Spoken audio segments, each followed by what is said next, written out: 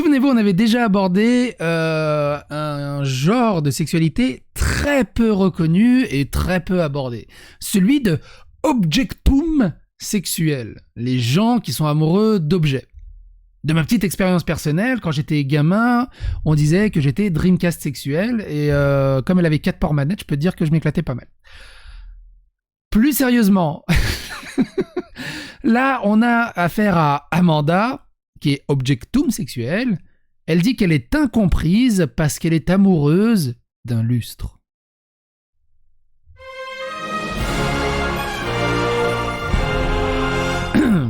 Alors évidemment, vous allez me dire, oui, mais regarde, au Japon, il y en a, ils se sont mariés avec Hatsune Miku, ils sont mariés avec des personnages de manga, tout ça c'est pareil, c'est dans le même délire, objectum sexuel. Mais là, ce qui est assez intéressant du côté d'Amanda, c'est l'article qui en découle et un autre article que j'ai trouvé, ou qui parlait déjà d'elle, vous allez voir, c'est assez intéressant, sur les objectums sexuels, parce que quand c'est des sujets extrêmement importants comme ça, c'est bien de faire un peu d'investigation et d'aller au cœur de la source pour essayer de comprendre tout ça. Je suis amoureuse d'un lustre, Amanda, objectum sexuel, se sent incomprise par son entourage en vidéo. Amanda est amoureuse d'un lustre, la femme qui vit à Leeds en Angleterre confie à Trolley qu'elle a toujours eu un lien particulier avec les objets, mais ce n'est qu'à la fin de son adolescence qu'elle a réalisé qu'elle était objectum sexuel, un terme qui signifie une attirance pour les objets plutôt que pour les personnes. J'étais amoureuse d'une batterie quand j'avais 14 ans, elle aimait la battre.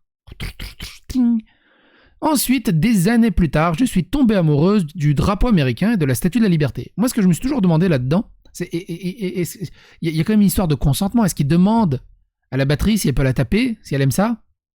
Ou un drapeau? Est-ce que... Après, ce qui est bien, elle est amoureuse des lustres. L'avantage des lustres, c'est que au moins, elle peut inviter ses copines. Il y a plus de place. Elle entretient aujourd'hui ce qu'elle considère une relation avec un lustre appelé Lumière. Il est amusant et beau, il a 100 ans, il est symétrique. Détaille-t-elle pour justifier son attirance pour cet objet. Je l'ai trouvé sur eBay, il était en Allemagne. J'espère qu'il n'y avait pas la barrière de la langue du coup.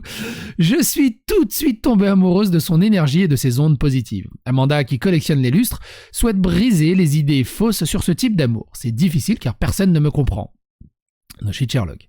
L'anglaise affirme que les gens ne lui donnent pas l'occasion d'expliquer son intérêt amoureux inhabituel. Et je vous invite à regarder le reportage de 6 minutes.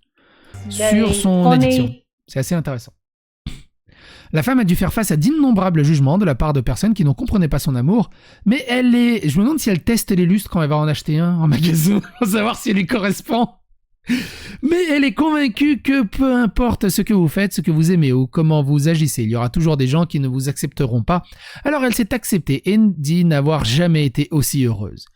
J'ai fait cette interview pour ouvrir les yeux des gens, non seulement sur l'objectum sexualité, mais aussi à tous ceux qui se sentent exclus ou différents, car ce qui compte, c'est votre santé, votre bonheur, dit-elle à Trolley.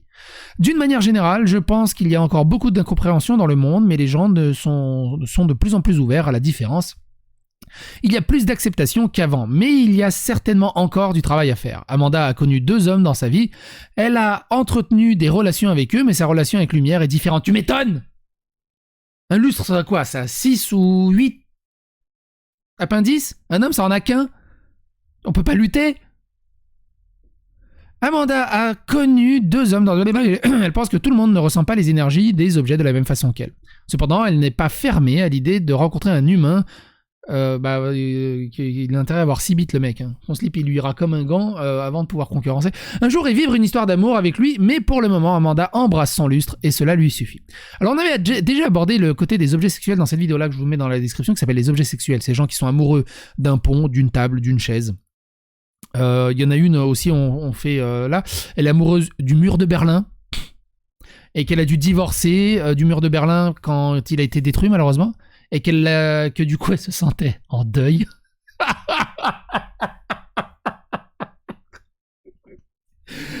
Oh, c'était ouf. Et du coup, j'ai investigué un peu plus loin dans cette histoire et j'ai trouvé un article de Slate qui date du 27 mai 2020 et qui parle déjà de cette Amanda, mais de manière beaucoup plus détaillée et vous allez voir, c'est extrêmement intéressant. Il faut aimer n'importe qui, n'importe quoi, n'importe comment, pourvu qu'on aime. Exhortait Alexandre Dumas, fils, dans Les idées de Madame Aubray. Pour sa part, Amanda Liberty aime un vieux luminaire, mais pas comme un antiquaire se passionnerait pour un pour une psyché de directoire. Non. Cette trentenaire britannique aime la lumière, un lustre acheté sur eBay en 2016 comme on aime un conjoint, au point de vouloir l'épouser. Et ce, malgré l'incompréhension, les railleries et même un récent arbitrage britannique selon lesquels l'attirance pour les objets ne constitue pas une orientation sexuelle, un jugement rendu dans le cadre d'une plainte pour discrimination déposée par Amanda Liberty contre le tabloïd Le Sun. Aucune reconnaissance légale. Le contentieux remonte au 18 décembre dernier.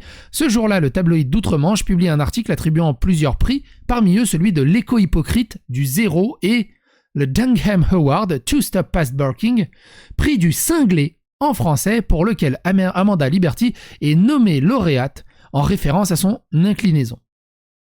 S'estimant stigmatisée, Amanda Liberty a saisi un arbitre indépendant de la presse britannique, Ipsos, en soutenant que le Sun avait violé son code de conduite, plus précisément la 12e clause qui exige de la presse qu'elle bannisse les références préjudiciables ou péjoratives sur l'orientation sexuelle d'un individu. Ipsos a rejeté la plainte d'Amanda Liberty au motif que l'attirance pour un lustre ne correspondait pas à la définition de l'Equality Act 2010 et une loi anti-discrimination britannique selon laquelle l'orientation sexuelle est l'orientation d'une personne envers une personne du même sexe ou du sexe opposé. Ipsos a donc conclu que son code n'offrait protection qu'aux individus en relation avec des personnes et non à des objets.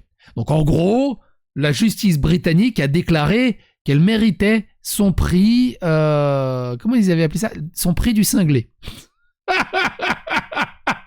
Elle est juridiquement cinglée.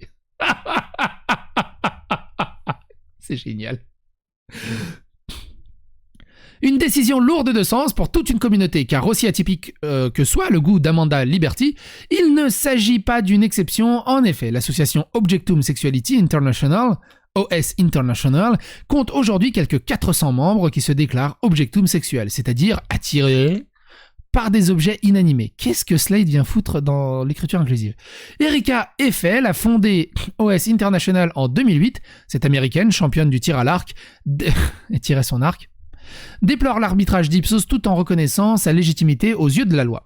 J'apporte tout mon soutien à Madame Liberty car je sais ce que c'est, confie-t-elle. Erika Labrie, de son nom de naissance, estime elle aussi avoir été victime de médiatisation offensante, laquelle lui a fait perdre sa compagne, la Tour Eiffel. Elle était amoureuse de la Tour Eiffel, elle. Je me demande s'ils ont consommé leur mariage. Faut être gourmande. J'ai été transportée par l'énergie de son architecture. Elle en est tombée amoureuse comme une autre se serait éprise d'une idole de jeunesse. J'étais fasciné par la tour depuis l'enfance, puis bouleversé lorsque je l'ai vue pour la première fois. Sa structure, ses décennies d'histoire, la patte de Gustave Eiffel. T'imagines, elle rencontre un mec qui se met à poil. Il dit « Ah, t'es pas la Tour Eiffel. Non, je suis Sherlock. Et comment tu veux concurrencer ça ?» D'abord réticente à l'idée de donner son cœur à un bâtiment public, elle saute le pas et organise en 2007 une cérémonie d'engagement à la suite de laquelle elle adopte le nom de Dame de Fer. Mais une médiatisation biaisée met brutalement fin à l'idylle. Un jour, j'ai accepté de participer à un documentaire sur ma liaison en espérant qu'il apportera du réconfort à ceux qui se croient seuls, comme j'ai longtemps cru l'être. Appelé marié à la Tour Eiffel, le film aurait sexualisé sa relation tout en la faisant passer pour une dégénérée mentale, ce qui a conduit la société d'exploitation de la Tour Eiffel, la CETE, à la repousser. Contrainte de rompre avec l'édifice, elle a dû divorcer avec la Tour Eiffel. Erika Eiffel a connu d'autres aventures depuis. Elle vit actuellement en relation heureuse avec un objet qui cette fois n'appartient à aucun patrimoine national. Le récit d'Erika Eiffel a de quoi étonner, mais d'une manière générale, les ressorts de l'attirance envers les objets ne sont pas si extraordinaires comme pour beaucoup. Les membres de l'OS International ont découvert leur orientation à la puberté, apprend-on, sur le site de l'association, et de la même manière qu'une hétérosexuelle aurait une personne type, les objectums sexuels seraient séduits par des objets à la géométrie ou à la fonction précise.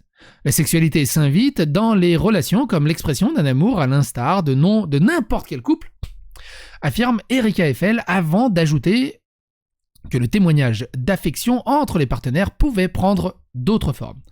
L'échange de mots tendres, par exemple, impossible au sens strict, mais beaucoup d'objectums sexuels arriveraient à communiquer grâce aux sensations. Ce qui est bien de communiquer grâce aux sensations, c'est que t'es pas obligé d'avoir le consentement ou d'être sûr de l'émotion, de la sensation du mec en face, enfin, ou de l'objet en face. C'est juste sur un « je sens qu'il est prêt, je sens qu'il est consentant ». C'est magnifique, hein. C'est un peu ce que les woke font, hein, et beaucoup de combattants de la justice sociale font sur Twitter. Hein. C'est que sur l'émotion et la sensation. Ouais, je suis sûr que c'est ça. La science, l'idée, demander à l'autre personne son avis. Pourquoi faire? Lesquels permettraient en général de ressentir une flamme réciproque. Reste que chaque élan amoureux peut être déçu. Sur ce point, tout le monde est à la même enseigne. Vous vous souvenez aussi du fait divers du mec qui s'introduisait dans les voitures, pas pour les voler, juste pour s'enfiler le pommeau de vitesse et ressortir. C'est tout. Et apparemment, il avait fait une dizaine de bagnoles comme ça. Je sais pas comment ils l'ont attrapé, je sais pas comment ils ont été au courant, et je sais pas comment les gens passaient les vitesses après. Reste que chaque élan amoureux, et comment ils s'en sont rendus compte? Reste que chaque élan amoureux peut être déçu. Sur ce point, tout le monde est à la même enseigne, y compris les objectifs sexuels, qui expérimentent parfois les affres d'une passion à sens unique. Erika Eiffel conçoit tout à fait que l'attachement romantique à un objet soit inconcevable, tout en étant persuadée que si une personne s'y intéressait sincèrement, elle verrait qu'il ne s'agit pas d'une obsession, d'une maladie ou d'une perversion. De fait, cette inclinaison est communément assimilée au fétichisme, soit l'une des 8 paraphilies, anciennement appelée perversion, récemment... Ah oui, avant c'était perversion, maintenant on appelle ça la paraphilie. Recensée par la 5e édition du Manuel diagnostique et statistique des troubles mentaux. Une autorité en la matière. Il existe peu d'études médicales de l'objectum sexuality. Nanda Harvey, psychiatre française, juge son affiliation au fétichisme possible sans être forcément pertinente. Car selon elle, est malade celui ou celle qui se déclare comme tel ou qui représente un danger. Si une personne inoffensive dit être épanouie dans sa relation avec une commode, il n'y a pas de pathologie à traiter puisqu'il n'y a pas d'appel à l'aide. Ça expliquerait beaucoup de choses pour les furies. Ou tout autre genre. L'histoire médicale prouve que les partitions entre sain et malsain ne sont pas gravées dans le marbre. Sur le sujet, OS International est limpide, nous ne sommes pas à la recherche d'une cure, lit-on en tête de la FAQ du site de l'association. Dès lors, pour Nanda Harvey, supposer que ses membres sont malades relève moins du diagnostic médical que de l'étiquette normative. Notre société a la fâcheuse tendance de lier certaines marginalités à des troubles mentaux, même en l'absence de données scientifiques, pointe le docteur. En France, jusqu'en 92, l'homosexualité était considérée comme une pathologie psychiatrique. Son changement de statut est dû aux révisions du DSM et de la classification internationale de maladies.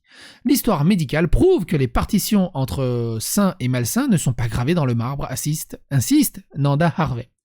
De là à ce que l'objectum sexuality soit bientôt une orientation sexuelle protégée par la loi, au nom du respect des libertés individuelles, c'est un horizon possible mais très improbable. Alors ce qu'il faut savoir, tiens, ça me fait penser évidemment à cette vidéo, vous voyez où je veux en venir. Ils ont déjà un drapeau, mine de rien. C'est cette vidéo-là. Un wiki LGBT recense plus de 6625 genres. Et la miniature, je la kiffe.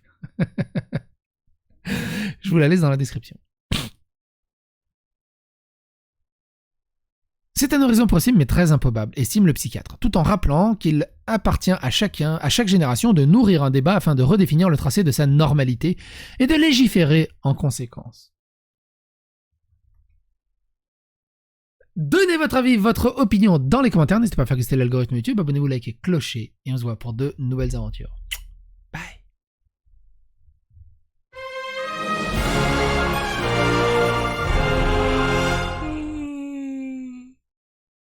Oh merde! Jenny m'a demandé de passer l'aspirateur. Hey Google, passe l'aspirateur RDC.